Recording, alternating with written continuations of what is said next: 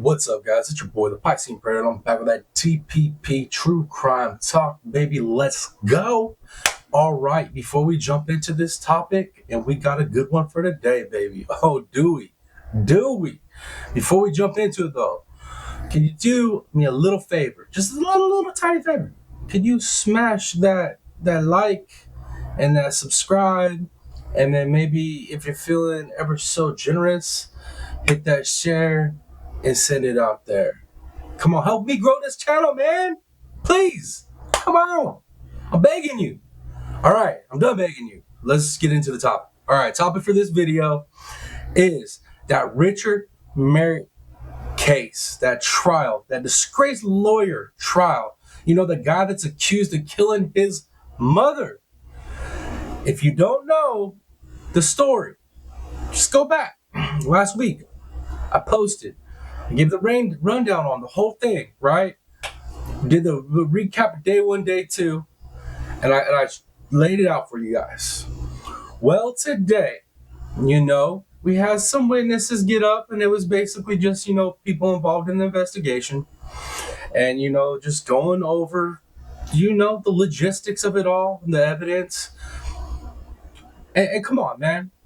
Like the previous days, it's just all lining up, showing that this individual, Mr. Richard Merritt, was there when his mother was killed.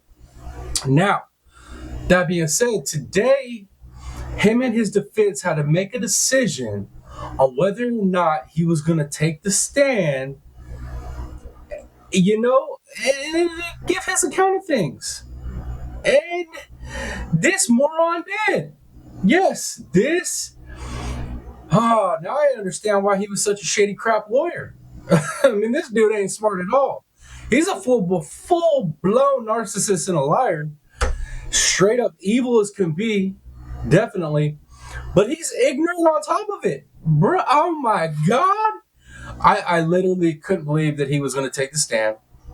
And then I was like, he's screwed either way, to be honest. But at least if you don't take the stand, the jury can, just imagine that he might have been set up or some or other, you know what I mean? But no, this dumb, he did. He took the stand. And let me tell you, the story that he gave, bro. Oh my Lord. Did you guys thought, Mr. Alec Murdoch was something on the stand? Oh, dude, Mr. Richard, this dude, he's something else, bro. Something else completely. Here's the story. Let me break it down for you. His story is the morning of the murder, right? That two gentlemen had come to his door, and he chose to answer the door, even though his defense lead foundation basically saying that him and his mom were worried and scared and felt threatened because of the previous court case that he'd went through where he frauded all these older people, right? That they were scared that there was like blowback or repercussions from that, and they were scared for their life. That's what that's the foundation they laid for us on this, right? Oh, Lord. So that being said, him being scared for his life, he went ahead and opened the door to two strange men. What? So you're scared for your life, but you're going to open the door to two strangers you can't see outside. Opens the door, and is an athletically built dude and then a short, chubbier dude, right? Like, I mean, come on. That's the best description you could give. And then these gentlemen pulled the old pieces out on him, right? And basically taking him into the house, telling him, you need to, listen and this and that. And dude, I'm not even playing. If you can go back and listen to the trial, listen to this story, it makes no damn sense. So basically, they were gonna bring him in. They were to break in here, and like take them straight down to like basement because they knew the layout of the home, and he was just telling this delusional story, right? And then they basically had his mom, and she was like resisting or something to the point where they kill her. They kill her right in front of him, right? But they don't use the guns. They don't use the freaking guns that they brought. They offed her, stabbing her and then bludgeoning her. Stabbing her with a knife that they retrieved from the kitchen somehow magically in the middle of them entering the home and having them at gunpoint. And then that's not good enough. They go ahead and bludgeon her with the 35-pound dumbbell. Yet there is no evidence of any other person, any other soul being in this home. No evidence at all. Nothing. Not on the knife, the knife handle, none of the other knives, and nowhere in the kitchen, nowhere on the dumbbell.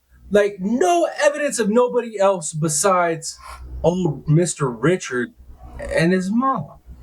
That's the only evidence of anybody being there is those two, both the victim and the defendant, right? So, that being said, after they murder his mom in front of him, they basically tell him that unless he wants the same thing to happen to his family, wife and kids, ex-wife and kids, that he better not say nothing to nobody about this. Like, what the hell? I think we're missing a pretty critical part of the story, Mr. Richard. Like, what were they wanting in the first place? They were going to break in and scare you to not tell the police that they broke in to scare you? Like, they didn't try to steal anything? They didn't try to get money out of you? They basically just wanted to break in and accidentally have to kill your mother in front of you and then threaten your life and tell you that you better not go to the cops or tell anybody because then they're going to kill your family.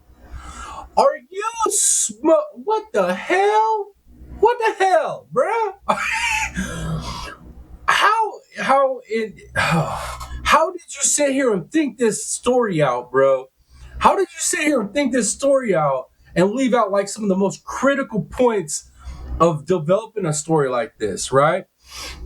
It's so okay, we'll keep going with that, right? So they told you, don't tell nobody, don't warn nobody. We don't want nothing from you. We're not gonna kill you, even though you're the guy that frauded all these old people.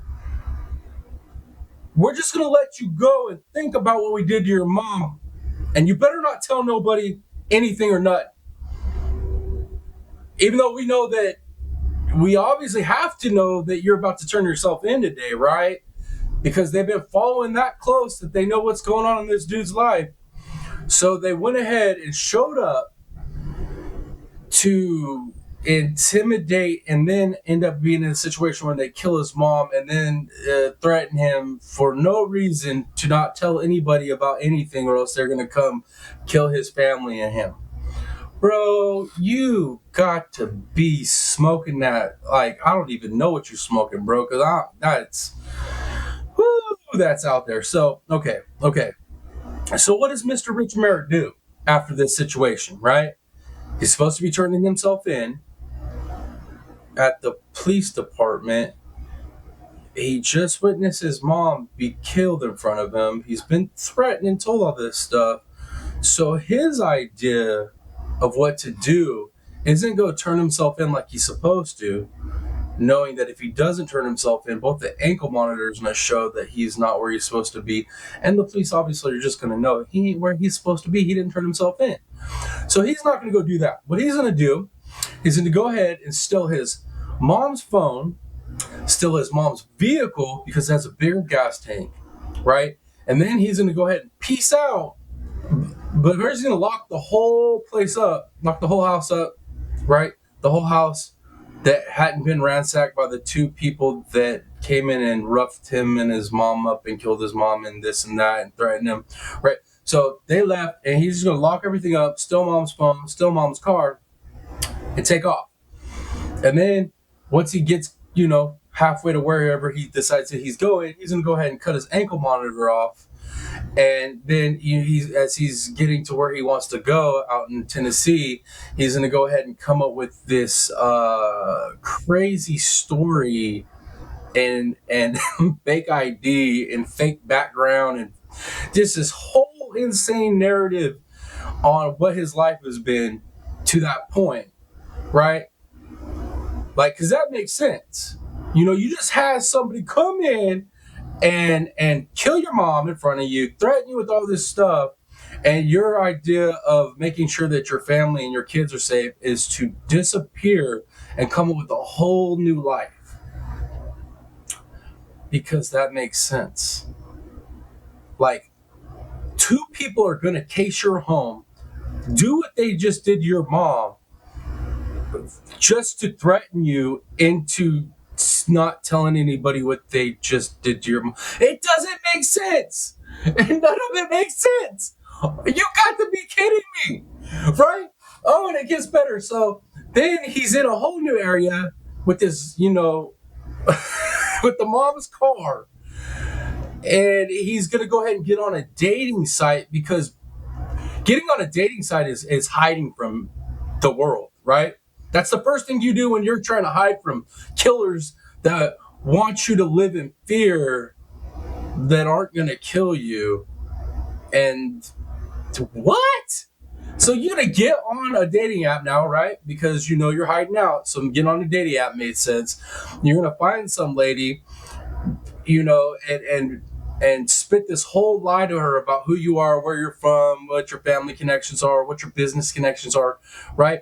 You're going to meet this lady because you don't need nowhere to live as well, right? Right. Okay.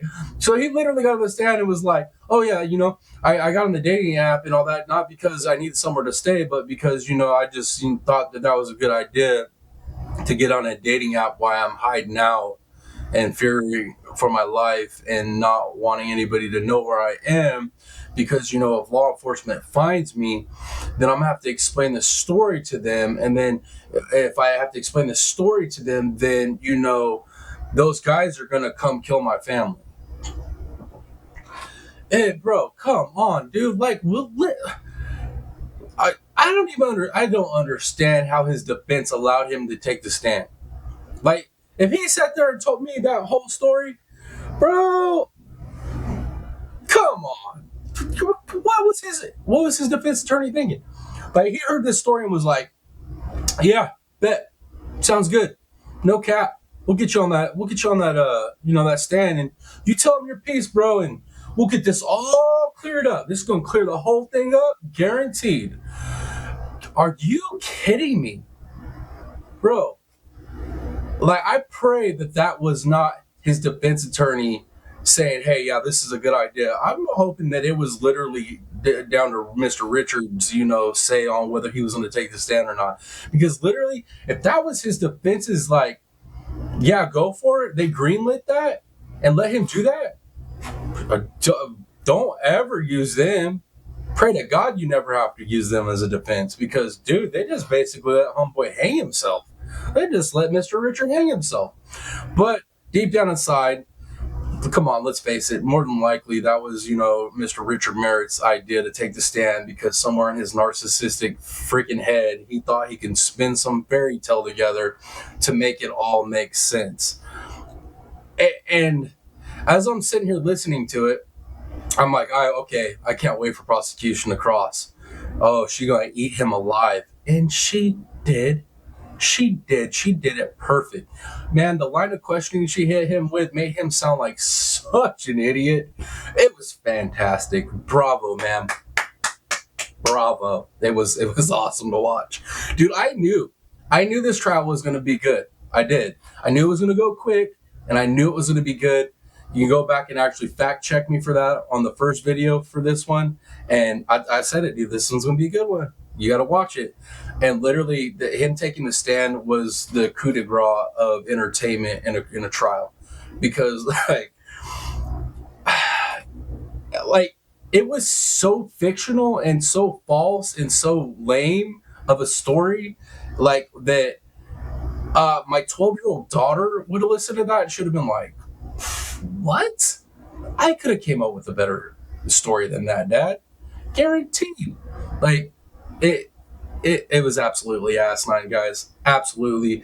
I implore you to go back and listen to that crap. I mean, go back and listen to it. It is crazy, absolutely crazy that somebody straight face could sit up there and tell this story about two men showing up to instill fear in him based on some financial crimes that happened to some older people that he took advantage of, that he was about to do time, serious time for.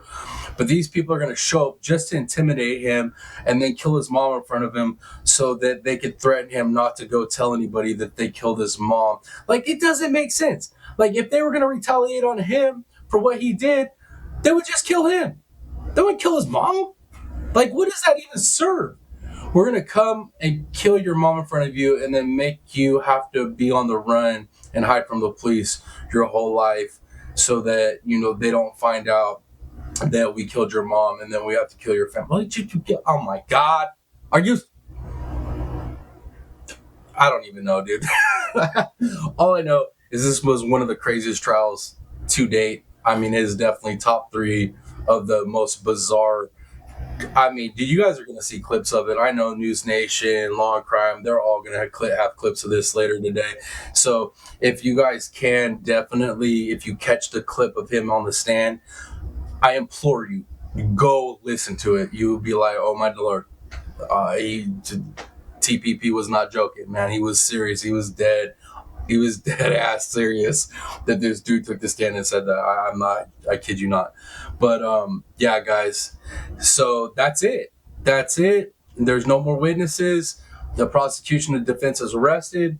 The judge kind of did some things out of order. That what usually happens is she's already given like the law to the jurors. They've already charged how they're gonna deliberate on this. So tomorrow we're going to get closing from both sides, defense and prosecution. And once closing's done, obviously the jury's going in to deliberate. And I got a strong feeling this might be a 3-hour deliberation max. I don't see it going anything over 3 hours of deliberation, especially after the defendant took the stand today and made a complete ass out of himself. There's just no way. There's no way. It's just no way it's going to go longer than 3 hours, and there's no way it's going to be hung jury or innocent. This dude is guilty as sin. So, that being said, guys, I'm going to wrap it up. Hope you guys are having an amazing day. Can't wait for this thing to get wrapped up tomorrow because you guys know I'll be back with that verdict and all that stuff and let you know how it went. I'll come back, tell you about closing, all that. Drop a video on the closing, give you a little wrap up on that. And then obviously once the jury hits the deliberation, comes back with that verdict, I'll be back up here. So we got at least 2 more videos on this topic, and that'll be it. So I'm going to wrap it up. Hope you guys have an amazing day. It's your boy, the Piscine Predator. Until the next video, much love, y'all. I'm out. Peace.